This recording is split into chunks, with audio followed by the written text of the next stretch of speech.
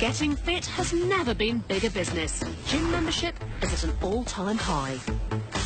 Not to mention the avalanche of fitness books, DVDs and apps raking in billions every year.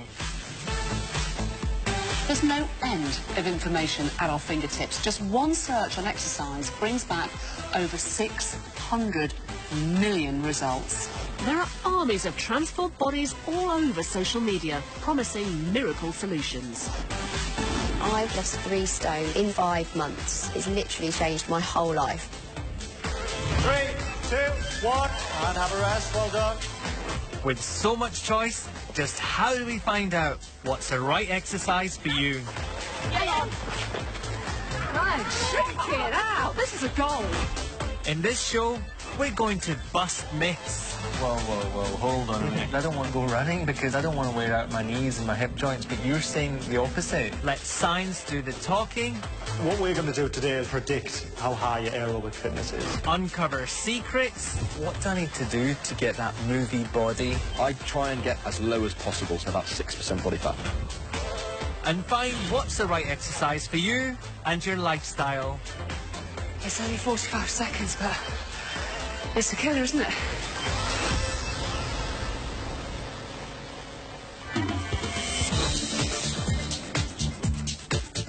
I'm a journalist. For me, it's all about the facts behind the fads. But while I've literally written the book on diets, when it comes to exercise, I haven't got the first clue where to start. As a blind travel guide to other blind and sighted adventurers, my disability has never held me back from exploring the world.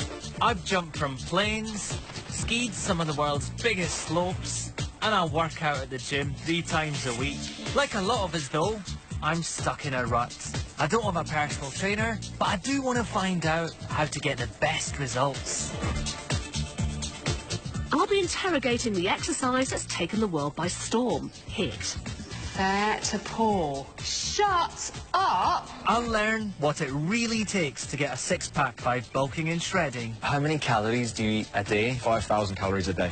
Oh my God, where the hell does it go? I think we'll take tree first. Plus, I'll attempt to downward dog my way towards a better body. You're 66. I don't know how you do it. And I'll uncover the truth about running. The pressure, it's about 2 times your body weight, because your body is designed to take a lot more than that. The #1 reason that most people say that they don't exercise as much as they'd like to is time. Yeah, but Amar, what if I told you that the latest exercise trend takes just minutes to do in the gym? Not hours, minutes. Minutes? Uh-huh. And it's been called the shortcut to fitness, and it's backed up by science. HIIT, high-intensity interval training, has taken the country by storm. Joe Wicks, the body coach, is one of its biggest fans. And thousands of people are posting photos of their incredible transformations on the internet. I lost 3 stone in 5 months. It's literally changed my whole life. If I can do it, I really do think everybody can. HIIT isn't about fancy equipment. In fact, you don't even need any equipment at all. It can be any exercise routine you like. Squats, steps, boxing, it doesn't matter. The important thing is that you're pushing yourself to the max and getting out of breath. And you only need to do that for 45 seconds at a time before getting a 15-second rest. And then you just repeat, repeat, repeat. Alternating the hard work with short rests is so good for you, some scientists now believe it could burn more calories than traditional endurance cardio like cycling or running. But what's the science behind it?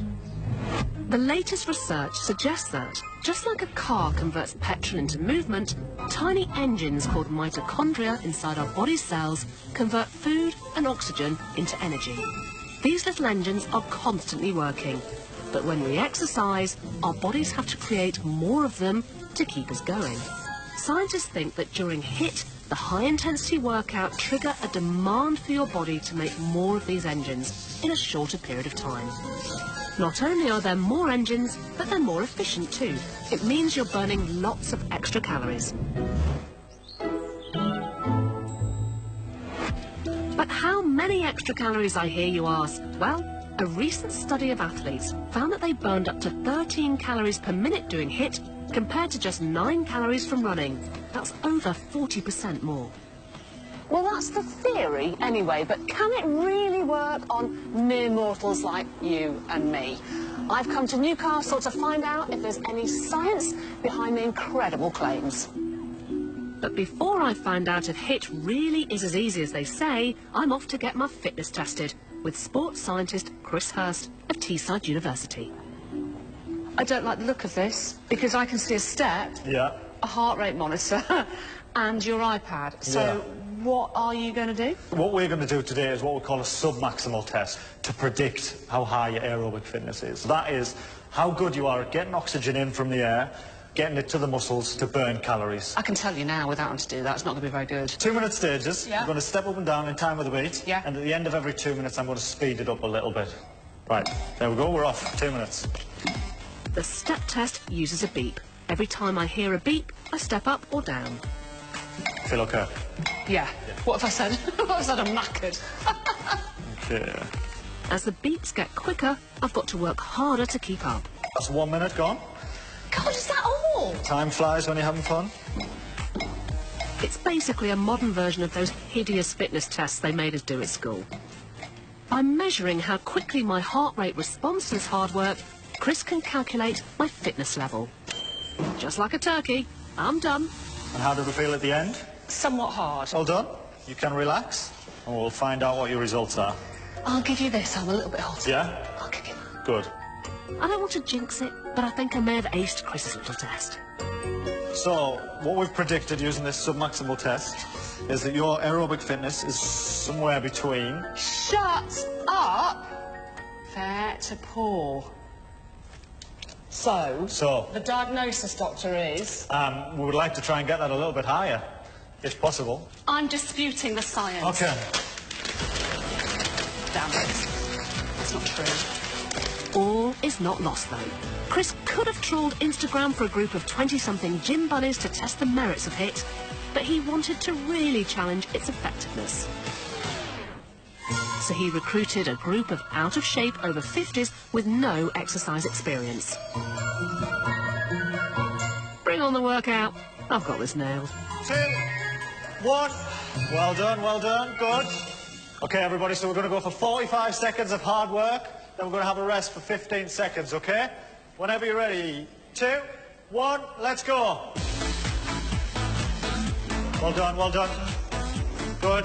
Good, Al, good. Nice big pull down. Good, big push up with the arms as well. Get the arms working. Good. Well done. It's only 45 seconds, but it's a killer, isn't it? You've not even broken a sweat, you.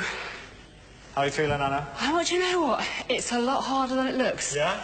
Is Well, it? that's Yeah. good, because it tells us that you're working hard, and that's what it's all about. We need to get the intensity. That's why we have plenty of rests. Well, look, we know that I need to get my fitness up and better. Yeah. These guys have been doing your programme for 12 weeks. Yeah. So what improvement have you seen in their fitness So levels? what we've seen, roughly, looking at this graph, is that they've more or less improved by around about 10%, which is quite a big jump. That was twice a week, so not a massive time commitment. That is very, very impressive. And those that start at a lower level tend to improve more as well, so it's ideal for people that are less fit. And all those extra mitochondria engines created during HIIT must mean extra treats, surely. Keep going. 3, 2, 1. Well, based on a recent study, you're looking at 19 minutes of HIIT for a chocolate bar, 11.5 minutes for a packet of crisps, or 28.5 minutes for a chicken salad sandwich. But it's good news. These figures are based on people who are already pretty fit. For you and me, the great unfit, the extra effort it takes us means we may even burn more calories in that time. Cha-ching! So is HIIT the right exercise for you? Well, if you're over 50 and unfit, Chris has proved it will work for you. From what I've seen, it's also perfect for time-poor 9-to-5ers, or even busy mums trying to squeeze in exercise around nappy changes and 2 a.m. feeds. The beauty of HIIT is that not only will it save you time, you also won't need an expensive gym membership either, because you can do most of the moves at home with no equipment. If you need something quick and effective, then get hitting. Science says it works. But as with any new exercise regime, check in with your GP first. If you're anything like me and you just cannot find the motivation to work out alone, then getting together with a friend or joining a team could be just the answer for you. Research has shown that you're more likely to succeed at the gym with a workout buddy, burning 21% more calories and sticking with a workout for 16% longer. Plus, you're more likely to turn up in the first place. Team sports are having a resurgence in the UK. Major campaigns are underway to get women back playing sports like hockey, cricket and netball. Crikey, it's like being back at school. But these aren't schoolgirls. These are the Roos, or the Oxford University netball team. Jo Adams is the England netball CEO. Is there any evidence to suggest that actually you could get fitter and leaner by playing in a team? Yeah, absolutely. There is so much evidence that says it gets women much more fit. There's lots of cardiovascular evidence. It's absolutely been statistically proven that if you exercise in a team, you're more inclined to keep playing the sport because you don't want to let other women down. So you'll get fitter, you'll lose weight and you'll stick at it for longer. Time to see how many of the old skills I remember. Jo surveyed adult women who have taken up netball across a 12-month period. Her research found that 97% of them said they saw positive change in their health. Check it out! This is a goal! Jo's results are pretty impressive, but what's the science behind group exercise? The answer may lie on the water in Oxford, with a special group of rowers. I've come to Oxford University to meet the scientists studying these rowers to find out the secrets to their success on the water. Lots of us have heard about exercising giving us a natural high. It's caused by the release of endorphins. Endorphins are the body's natural painkillers. Just like opiate drugs such as morphine, these molecules are made by your body to ease pain and give you a buzz from group exercise like rowing.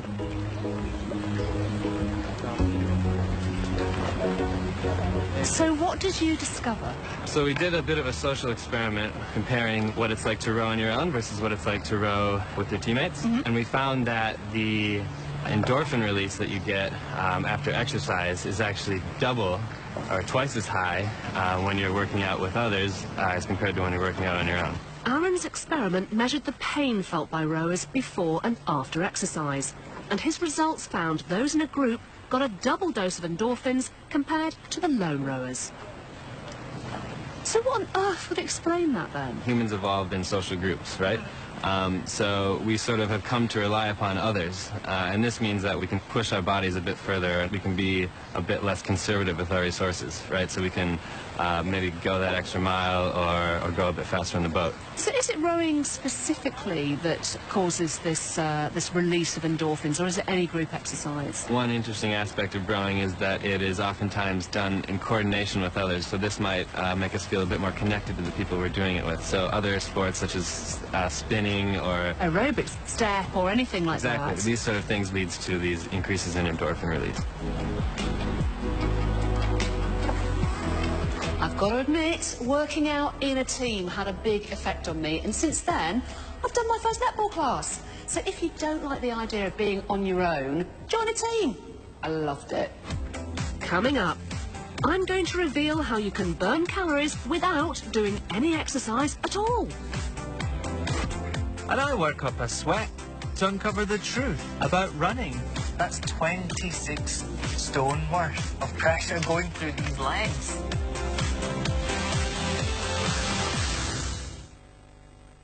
Diga sim às rendas. Diga sim ao véu. Diga sim a ligeiro de corte. Diga sim.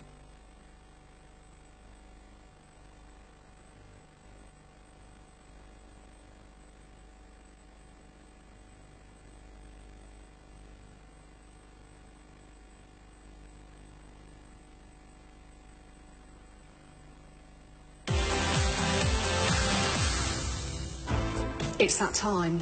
I'm going to have to mention the C word. I can barely bring myself to cardio. Amar, do you like a bit of cardio in your life? Oh, I love running. But there's so many warnings about pavement pounding being bad for your knees. How true is that? Britain loves running. Probably the only thing we like more than running is bragging about it on social media. 3.6 million of us, myself included, have taken part in a fun run, half a marathon or a full marathon during the last year, clocking up 226 million miles, that's 473 trips to the moon and back, whilst at the same time burning off the pounds and transforming our bodies. I lost 7 stone.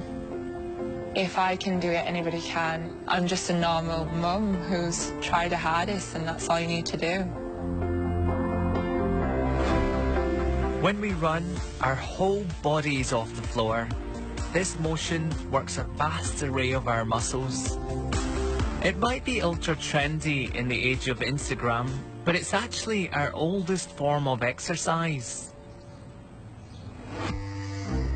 Some scientists think that about 2 million years ago, we evolved to become more natural runners. According to the theory, woodlands changed to grasslands, and our food was no longer close by, so we needed to run longer distances. To meet this new demand, our bodies adapted. Our arms began to swing, our waists narrowed, our back and bum muscles strengthened so that we could stay upright, and our feet changed to provide a spring in our step. From head to toe, there's no doubt our bodies are made for running. I've come to the sports centre at Leeds Beckett University to find out what the real science is behind running, and more importantly, if I'm doing it right. As we've upped the mileage in our modern day bid for glory on social media, one warning has gotten louder for us runners. All that pavement pounding is damaging our joints like our knees and hips, and we're going to pay for it in the long run. Dr. Brian Hanley is the sports scientist here in the running lab, and he's the go-to man for injury prevention. Hi, Brian. Hi, Amar. Being visually impaired doesn't stop me from running, and I can use a treadmill with a few nifty modifications. Tapping on my cane helps me stay on it, rather than face planting onto it. Never a good look in the gym. This is a special treadmill because it's got some force plates in underneath the belt. Right. So when you run or walk on it, it records the forces, which tell me a little bit about your biomechanics. Okay, shall we speed it up a little bit then? Yeah, if you're ready. Yeah.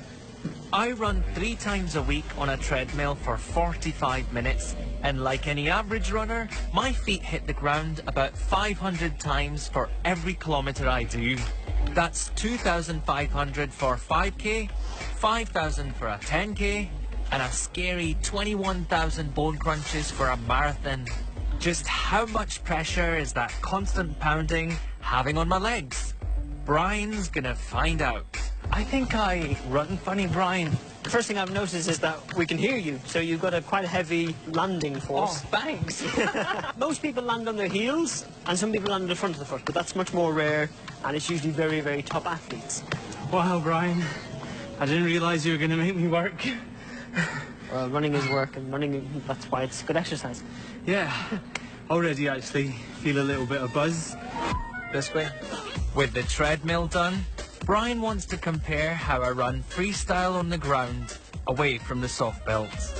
A little bit more to your left. His lab has got a magic floor that can measure the force in my legs as I run across it. Okay. But without my cane as a guide, it's gonna take some practice. Just try to run in a straight line now, okay, and I'll stop you if I need to stop you. Who knew running in a straight line would be my biggest challenge? Practice, as they say, though, does make perfect. So how much pressure am I putting my legs under? Okay, Brian, I've done enough running today. My poor knees are in some pressure today. They've had enough. So what can you tell me? Yeah, so that was quite an interesting little run you had over the force plates. Quite similar to what we had on the treadmill. So on the graph, I know you can't see, but it's about 2 times your body weight is the peak. 2 times my body weight? Yes. Let's see, I'm about 13 stone, Brian. So that means 2 times... that's 26 stone worth of pressure going through these legs. 2 times your body weight is not that much at all. I don't feel... Really? Yeah, 26 stones on there. It's not a lot. Is it not? Why? Well, because your body is designed to take a lot more than that. And the forces you're experiencing in normal life, and that includes going jogging or running, are much less than what your body can take. 2 times your own body weight might sound scary, but our bodies have evolved to safely handle a lot more than that. In fact, our joints can take 5 times our body weight. That means my old knobbly knees can take over 400 kilograms of weight. That's 65 stone. What bones need especially is compression, forces where you're getting squashed. That keeps them healthy. This is why, you know, if people get older especially, they're encouraged to do weight-bearing exercise like running because it helps to keep the bones healthy. Whoa, whoa, whoa. And one of my friends is about 60, 65, and he doesn't want to go running because he says, I don't want to wear out my knees and my hip joints, but you're saying the opposite. Yeah, if you don't use them, you lose them. It doesn't have to be massively strenuous exercise. We're not trying to run marathons necessarily, but exercise is good for you. So why all the running injuries then? Brian says that the vast majority of injuries are down to us doing too much, too soon. Our muscles need time to recover between runs. When we start to do too many runs before our muscles have had a proper chance to recover, we end up damaging them. So it's not a case of running being bad for us. Sometimes we're just bad at running. And if you're wondering about the calorie burn from running, it's estimated the average person burns about 160 calories per kilometre. And as a general rule of thumb, a pound of fat equates to burning about 3,500 calories. So, roughly, you're talking about running 56 kilometres to lose a pound in weight. That's London to Southend-on-Sea. And remember, many say that losing weight is 80% diet and 20% exercise. And no matter what cardio exercise you choose, you just can't outrun a bad diet. So, is running the right exercise for you? Well, your body's born to do it. But I can tell you from experience, if you want to get any good at it, expect to give up a lot of your free time. Long distance training for something like half a marathon needs up to 3 hours a week. So if you can't commit that time, then it's probably not the one for you. I know what you're thinking. Team sports freaks you out, and let's face it, running's just too much like hard work. But what if I told you that it has been scientifically proven that you can burn calories by doing absolutely nothing at all? NEAT stands for non-exercise activity thermogenesis, which basically means exercise that you don't even realise you're doing. Everyday tasks that could help you burn up to 350 extra calories a day. Here's our top 10. And number 10 is exactly what you're doing now. Watching telly burns 12 calories every 15 minutes. That's because, just to keep us alive, our bodies burn a certain number of calories every day. It's called our basal metabolic rate. At 25 calories for a quarter of an hour's work, next up is ironing. Great for working those guns.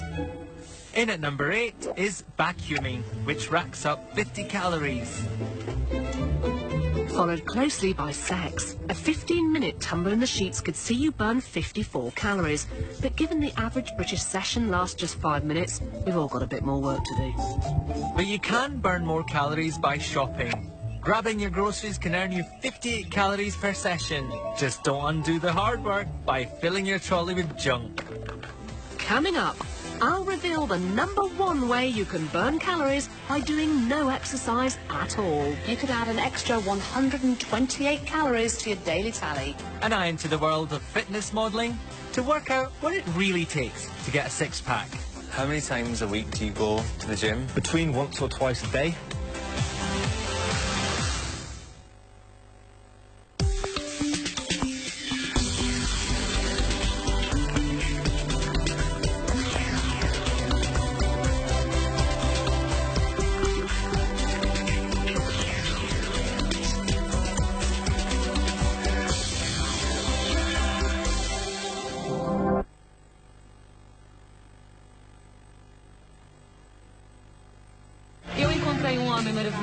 Tu vais ficar uma novaltina. Mas que raio! Uma traição entre amantes. Foi isso que ele disse durante todo o nosso namoro. Tu amaste-me Uma briga entre amigas. Há quanto tempo não vês o Buddy? Tens de falar com os pais dele. As notícias não são boas. My Big Fat Fabulous Live. Nova temporada. Hoje, no TLC. Nathan Jeremiah by Design voltou. Juntem-se a nós nesta nova temporada com novos clientes. Esta unidade está aqui há muito tempo. Os filhos me salvaram a vida. Temos novas decorações e também novas histórias de encantar. E está prestes a chegar o nosso segundo filho. Este é o teu novo irmãozinho e ela vai ser a tua irmã mais velha. Nathan Jeremiah by Design. Nova temporada. Hoje, no TLC. Diga sim às rendas. Diga sim ao véu. Diga sim a um ligeiro decote. Diga sim a um vestido generoso. Diga sim a uma lingerie discreta e a um penteado a condizer. Diga sim à sensualidade que a sua sogra detesta. Diga sim à ansiedade, a dormir pouco na véspera e a acordar na manhã em que diz sim ao seu futuro. Say yes to the Dress UK. Nova temporada. Amanhã no TLC. Há todo tipo de artistas. Há pintores, há escultores. Nós somos artistas porque fazemos bolos.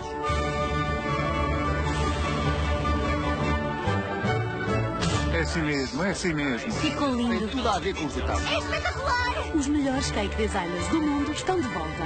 Só tens de te divertir e ter liberdade criativa. Para mim isto é arte.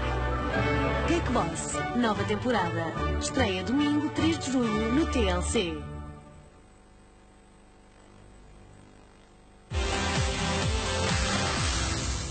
Now, back to our What's the Right Exercise for You Top 10 Countdown. If you're anything like me, you're looking for a shortcut to fitness, so NEAT might be just the one for you. It's the exercise you don't even realise you're doing. We've already heard how good watching telly, ironing, hoovering, bonking and shopping is for you. Now here comes the top 5. If you're after something gentle, taking a short walk could see you bank 62 calories. But playing with the kids will earn you a few more than that, about as much in fact as a very small glass of post-bedtime story wine, or 74 calories. In at number 3 is washing the car, 84 calories for 15 minutes. At number 2, it's dancing. I know, we don't all do it at home, but we should, because it could help you burn an extra 102 calories. And finally, in at number 1, no surprise here, it's taking the stairs. If you ditch the lift, you can add an extra 128 calories to your daily tally. There's no arguing with that. When it comes to getting fit, the six-pack is the holy grail. And a recent study of a decade's worth of men's health covers found that almost 60% of them featured a six-pack. It turns out that when it comes to getting abs of steel, you first need to get your head round a scary-sounding combination of exercise and diet called bulking and shredding. With over 1.8 million posts about bulking on Instagram and over 750,000 on shredding, this extreme way of life is not for the faint-hearted. But for those who are absolutely dedicated to the body beautiful, it can pay real dividends. At my heaviest, I was over 21 stone, massively obese. After 6 months, I was 12.5 stone. I think if you've got the willpower, absolutely anyone can do it. And they just have to want to. So how are muscles like your six-pack made in the first place? The muscles in our bodies are made up of fibres, like ropes. Exposing the muscles to stress by lifting weights creates tiny tears in the fibres. This tearing sends signals to the body that it needs repair. Your body uses protein from food to fill in those tears, which in turn makes your muscles bigger and stronger. So lift weights, eat protein, get a six-pack. Sounds simple, I suppose, but what's really involved on a day-to-day basis, and is it worth the hard work? Before taking on six-packs, I want to know more about bulking, and I've come to St Mary's University in Twickenham to meet bodybuilder and fitness model Jack. He's currently in a period of bulking, eating lots to pack on the pounds, which he then turns to muscle by lifting heavy weights. What percent body fat are you at the moment? I'm about 12% at the moment. What do you want to aim for?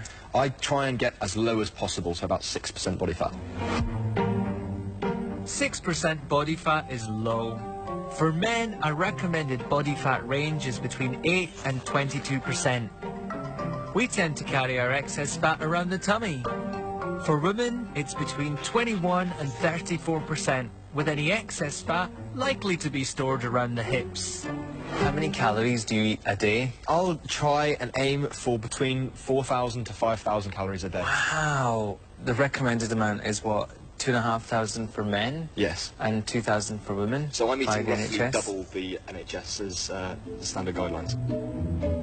To meet his 5,000 calorie a day intake, Jack's weekly shopping list is quite something.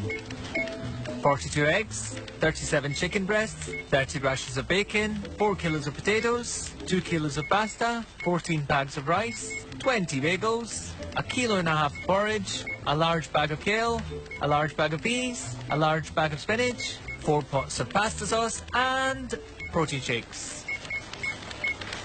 Does the diet work? Time to feel for a six-pack. I'm thinking that you're a big, chubby fella. Do you mind if I just feel your stomach? Because, oh my God, where the hell does it go? Could do this because I love eating cakes and donuts and HIITDes and... But Amar, if you look at the quality of this food, there's not much what we would call junk in there. It's all minimally processed, good quality foods, and that's important so that Jack's getting all of his nutrients. To eat this, shouldn't you be eating right now? I mean, I've taken up 5 minutes of your time. I missed 3 meals in that time. 5,000 calories might sound terrifying, but Jack needs the fuel. His bulking regime calls for 2 hours of weight training, twice a day, 6 days a week. I'll try and train each body part twice a week. How much weight do you put on this normally? Well, for today, how about we put on 100 kilos? Right, here goes. That's heavy in itself. Oh, right, this is not cool. It's not really that heavy, honest. And for those of us who still work in old money, 100 kilos is over 15 stone. And a lot of people, when they go into gyms and they hear men grunting, it just seems so aggressive. I mean, are you guys aggressive? I like to think we're pretty friendly. Are you? I'd like to think so. I'll still give you a cuddle. Oh. They're not bad, eh? Are they all like you then? Oh, there's no one like me. A bulking lifestyle like Jack's, with his 5,000 calories a day and twice daily trips to the gym for 2 hours, it can take up to a year and most of your free time. And once the bulking's done, next comes the shredding. Billy D's been bulking up for the last 4 months and is now shredding the fat away to reveal the muscles underneath. Here comes the six-pack. What percent body fat are you at the moment? At the moment, I'm 15% body fat. Which is well below the recommended range of 21 to 34% for females. Compared to Jack's weekly food shopping, Billy D's is practically non-existent. This is your food for the week. A lot of rabbit food, isn't there? Salad, broccoli, sweet potatoes, lots of chicken. How many calories a day do you eat? 1,600, which is pretty low. Do you find that, like, you eat and then you're still hungry? Yeah. I mean, that must be hard. Yeah, you kind of just accept and understand that you've got a calorie deficit and you're going to be that little bit hungry, and it's just resisting. 1,600 calories is hardly a crash diet, especially when people drop down to 500 during the 5-2. But Billy D's not just sitting around at home doing nothing. Are you cutting back on the exercise because you're not eating as much? I incorporate some low-intensity cardio and start off with a little bit of HIIT sessions just to get that fat-burning process going. As part of her shredding regime, Billy D hits the gym 6 times a week. And as well as weightlifting for an hour, she also does 50 minutes of cardio to burn off that fat and has a perfect six-pack to show for it. Is there any no-nos when you're at the shredding stage? I would clear out your cupboard full of junk food, for starters. Alcohol as well. You need to make some sacrifices and give that a miss for a little while. Wow, so alcohol is actually that bad? It's a source of what we call empty calories. Right. So those calories don't have any nutritional value like the foods in front of us here. And the other thing that alcohol does, it essentially turns your fat-burning tap off. Your body doesn't store alcohol in the same way as it does fat. It has to burn the calories from the alcohol first while it's in our system, essentially prioritising the calories from the booze before the ones available from carbs, protein and fat. If you go out for an evening, you could drink your daily allowance in terms of calories, and that's added to, obviously, your body fat stores over time. Understand why you don't drink alcohol? It all makes sense. So if you want that six-pack, it's no alcohol, 2 trips to the gym a day, and a food bill to bankrupt a small nation. Getting a body like Zac Efron is sounding like hard work, but in for a penny, in for a pound. How far away from a six-pack is a 42-year-old lounge lover from Leeds like me? What percentage of body fat should I be aiming for? Should I be aiming for 0%? 0% is actually not possible, and nor would we want to get you down to even close to that. The body does need some fat, and it's called essential fat. So if you just want to take a step in... Are you sure it's safe? 100% safe, yeah. There's even an emergency switch there in case you get panicked. Right, okay. Oh my God, it's so small in here. Okay, I'm going to close the door now. Paul's machine uses tiny changes in air pressure inside the chamber to work out the density of different parts of my body. Muscle is much denser than fat, so this allows Paul to calculate how much is muscle and how much is fat. We've all got a six-pack, honestly, but to stand any chance of seeing it, your body fat, that's the stuff covering it, needs to be as low as possible. I was just getting used to that now. We're all done, brilliant. So if you want to take a step out, we can get changed now. So tell me, how bad's the damage? So Amar, your body fat is 24.3%, which is not too bad. It's only just over the healthy category, which is 22% for someone of your age group. So is it that bad then, 2%? No, that's quite easy to modify and get that down into the healthy range through a combination of diet and exercise. Is there a certain percentage I need to get down to body fat to start showing people my hidden six-pack, which has been hidden for many years? As a rule of thumb, around 12% before we start to see the six-pack muscle, but it can vary depending on where someone stores their fat. So I've got to half my body fat percentage to get to that stage? But does that mean saying goodbye to some of my favourite foods? Bulking and shredding is probably not for me. And by default, neither is a six-pack like Zac Efron. But is bulking and shredding the right exercise for you? Having witnessed the extreme commitment firsthand, I have to say, this is a lifestyle choice as much as it is a fitness regime. And it's probably best suited to fit young things who've got a lot of time on their hands, who are happier down at the gym than at the pub on a Friday night. Just check with your GP before you get started. Coming up, I attempt to downward dog my way to a better body. I expect a wet mat after a yoga practice. Did you hear that, everyone? Wet mat.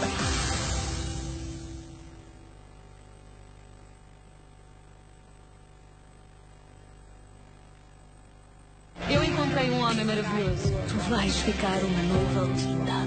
Mas que raio! Uma traição entre amantes. Foi isso que ele disse durante todo o nosso namoro.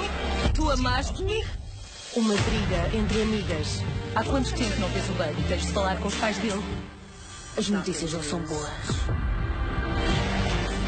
My Big Fat Fabulous Live. Nova temporada. Hoje, no TLC.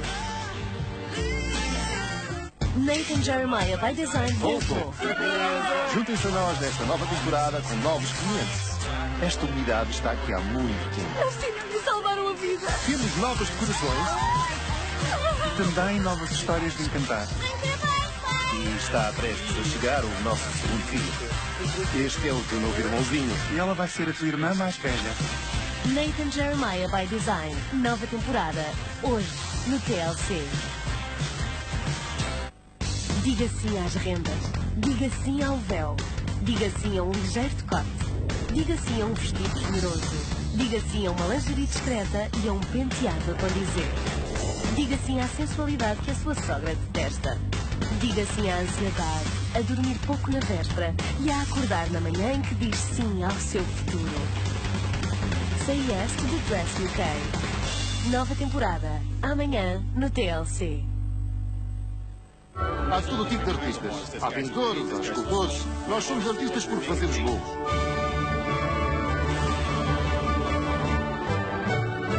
É assim mesmo, é assim mesmo. Ficou lindo. Tem tudo a ver com os detalhes. É espetacular! Os melhores cake designers do mundo estão de volta. Só tens de te divertir e ter liberdade criativa. Parabéns de arte. Cake Boss, nova temporada. Estreia domingo 3 de junho no TLC. Ele tem uma mente brilhante.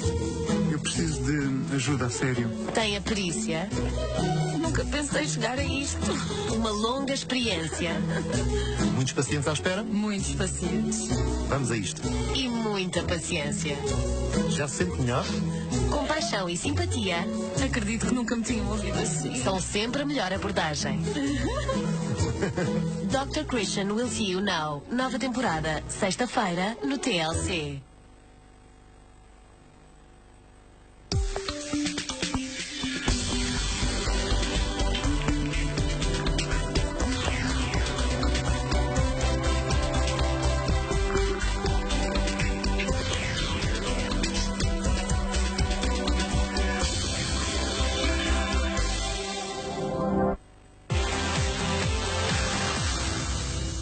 There's no arguing, strength training gets your muscles strong and toned and is brilliant at helping your body age well.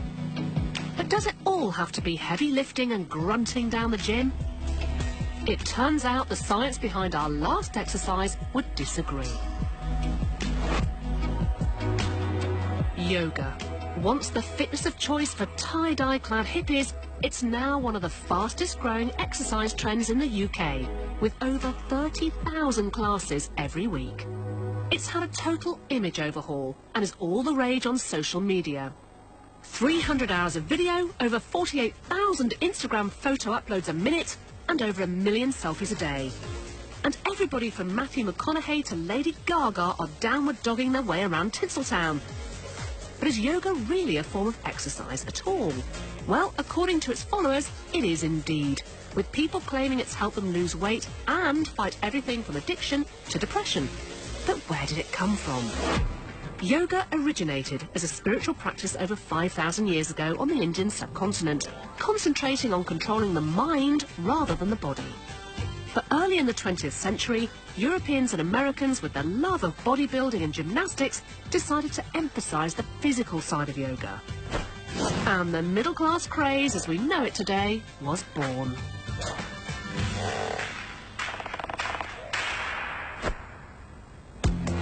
Yoga works by strengthening your core muscles, such as your abdomen, back and bum muscles, as well as your thighs and shoulders.